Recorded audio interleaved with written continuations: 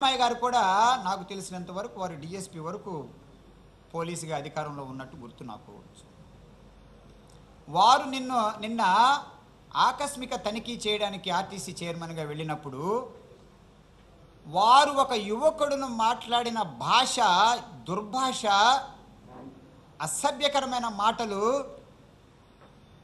ఏ ఒక వయసులో వచ్చిన వ్యక్తి కానీ, ఒక తండ్రిగా ఉండవలసిన వ్యక్తి కానీ, ఒక నాయకుడిగా ఉండవలసిన వ్యక్తి కానీ అనకూడని మాటలు 3 మాటలు అన్నాడు. వాడు వీడు అని చెప్పి ఒక యువకుడిని దుర్భాషణతో 10 మంది ముందు మాట్లాడారు.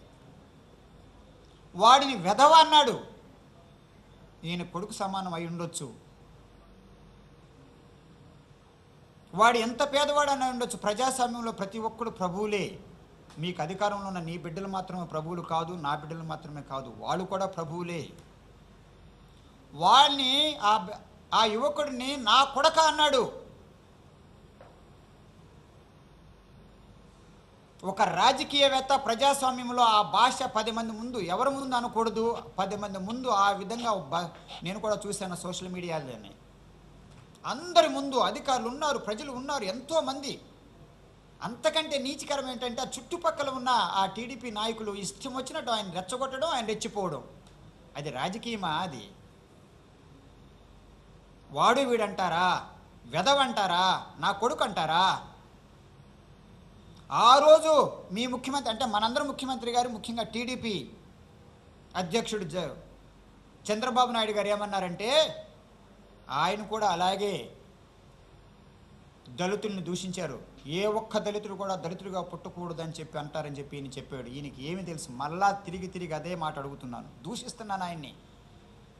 ఒక కులాన్ని దూషించడానికి మీకు ఇంగిత జ్ఞానం లేదా అని చెప్పి ఎన్నోసార్లు అడుగుతున్నాను. క్షమాపణ కూడా చెప్పినట్టు మాకు జ్ఞాపకం లేదు ఇంతవరకు. యథారాజ తథా ప్రజ అని చెప్పి అంటారు. ఆయన అదే విధంగా పేదవాళ్ళు దూషిస్తున్నాడు. ఈ మహానుభావుడు 30 సంవత్సరాల ప్రజల సేవలో ఉంటూ ఏమి నేర్చుకున్నట్టు నాకు కనిపించలేదు. గత 9 సంవత్సరాలు రాజకీయంలో ఉంటూ కూడా ఏమో నేర్చుకున్నట్టు లేదు. పైగా ఏమంటాడంటే, వీడికి ఆ ఫోన్ మొబైల్ ఫోన్ ఇవ్వకూడదు అట. ఏ రోజన్నా ఆలోచించారు? ఈయన కూడా బిడ్డలు ఉంటారు, వరలరామయ్య గారు కూడా బిడ్డలు ఉంటారు. ఆ బిడ్డలకు ఫోన్ ఉందా లేదా అని చెప్పి ఈయన ఏ రోజన్నా ఆలోచించారా? మనసాక్షితో ఈయన అడగమని చెప్పండి. ఈయన కొడుకు, ఈయన బిడ్డకు ఒక న్యాయం, పేదవాడి బిడ్డకు ఒక న్యాయం అని చెప్పి మేము అడుగుతున్నాం. అంతమంది ముందు కులం పేరెత్తుతాడు ఆయన. మీరు ఏ కులం అని అడిగాడు? అది ఏ విధంగా, అది సమంజసం, న్యాయం, అది ఏ విధమైన సంస్కృతి అని చెప్పి ఆయన అడుగుతున్నాను. మీరు ఎస్సీ అని అడిగిన తర్వాత ఇంకొక దురదృష్టకరం ఏంటంటే, ఆ ఎస్సీలో మీరు ఏ వర్గానికి చెందిన వాళ్ళని అడిగే ఒకే ఒక వ్యక్తి నాకు తెలిసినంత వరకు ఉన్నారంటే ఈ వరలరామయ్య గారు. ఒక్క మహానుభావుడు తప్ప నాకు ఎవరు తెలియలే ఇంతవరకు. మళ్ళా మాలా మాదిగని చెప్పిన తర్వాత ఆ యువకుడు ఈ మాదిగ నా కొడుకులు చదవురని కూడా చెప్పాడంటే ఆయన ఒక రాజకీయంలో ఉండటానికి అర్హుడా అని చెప్పి నేను అడుగుతున్నా. అలాంటి రాజకీయవేత్తని పెట్టుకోవడానికి చంద్రబాబు నాయుడు గారికి కూడా సిగ్గన్న మాట అనొచ్చు అనకూడదు నాకు తెలియదు, కానీ అది సమంజసమా అని మాత్రం నేను అడుగుతున్నా. ఒకవైపు ముఖ్యమంత్రి గారు, రాజా గారేమో అలా తిట్టడం, ఆయన కిందున్న వాళ్ళేమో ఈ విధంగా తిట్టడం.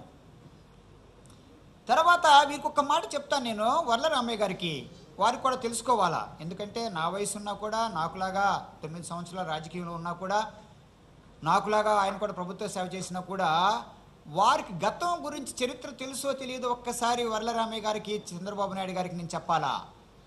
ఈరోజు ఎస్సీ ఎస్టీలు కానీ, ఓబీసీలు కానీ ఇంత పేదరికంలో ఉన్నారంటే కారణం చరిత్ర, వీళ్ళ తప్పు కాదు.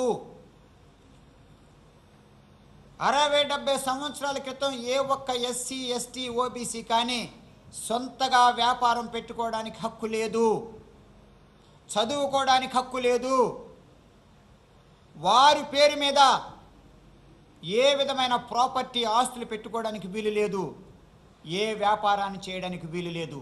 ఈ 4 చేసిన తర్వాత ఈరోజు ఎస్సీ ఎస్టీలు ఓబీసీలు పేదరికంలో ఉన్నారు అంటే ఆస్తి పెట్టడానికి వీలు లేదు. ఒకవేళ నా తాతగారు కూడా తెలివితేటలు అయి ఉన్నా కూడా ఆస్తి వారి పేరు మీద పెట్టుకోవడానికి వీలు లేదు, వ్యాపారం చేయడానికి వీలు లేదు, చదువుకోవడానికి వీలు లేదు. ఆస్తులు తనవి ఏ విధమైన కూడా అవకాశం లేకోకుండా చేశారు ఈరోజు. అందుకనే ఒక్కొక్క గ్రామంలోకి వెళ్ళి చూస్తే ఒక ఎస్సీలు, ఎస్టీలు, ఓబీసీలు ఈ రోజు వరకు కూడా ప్రజాస్వామ్యం వచ్చిన తర్వాత కూడా 60-70 సంవత్సరాలు కూడా ఒక్కొక్క గ్రామంలో ఉన్న వాళ్ళు 400 కుటుంబాలకు కూడా 1 సెంటు భూమి లేకపోవడానికి కారణం అది పేదవాళ్ళ అసమర్థత కాదు, వాళ్ళ తెలివి లేనితనము కాదు. ఇది దశాబ్దాలుగా శతాబ్దాలుగా జరిగిన అన్యాయం అని చెప్పి వర్లరామయ్య గారు తెలుసుకోవాలా, చంద్రబాబు నాయుడు గారు కూడా తెలుసుకోవాలా.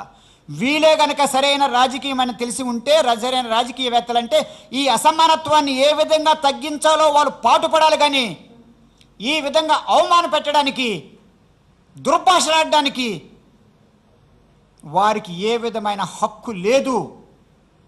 ఆ యువకుడిని ఆ విధంగా వాడు వీడు నా కొడక అని తిట్టడానికి వర్లరామయ్య గారికి ఈ జన్మంతా మరలా ఉన్నా కూడా బిడ్డలకు కానీ మిగిలిన వాళ్ళకి క్షమాపణ చెప్పకపోతే వారు మరో జన్మ ఉండదని చెప్పి నేను అంటున్నాను. అంతమంది ముందు ఆ విధంగా దుర్భాషలాడి తండ్రిని అవమాన పెడతాడు, తల్లిని అవమాన పెట్టాడు. ఏమడిగాడు తెలుసా? నీ బ్యాంకులో అకౌంట్లు ఎంత ఉందని. బ్యాంకులో అకౌంట్ ఉండటానికి ఆయనేమి ప్రజానాయకులో లేరు, అవినీతి చేసుకోవడానికి ఏమో ప్రభుత్వంలో లేరు. వర్లరామయ్య గారి తల్లిదండ్రులు కూడా ఒకవేళ ఒక సమయంలో వాళ్ళు కూడా ఈ కులానికి చెందిన వాళ్ళు కూడా వాళ్ళు పేదవాళ్ళు అన్నది ఒక్కసారి వర్లరామయ్య గారు వెనక్కి తిరిగి వారు చరిత్ర కూడా చూస్తే అప్పుడు వారు ఎంత తప్పు చేశారు ఆ యువకుడిని అన్నందుకు వారు జీవితాంతరం కూడా చింతించాలని చెప్పి నేను అంటున్నా. వీరు అసమర్థులై ఉండి వీరన్నీ పీకేస్తూ అవినీతితో వీలుంటూ అబద్ధాలతో వీలు ఉంటూ రాజకీయం చేసుకుంటూ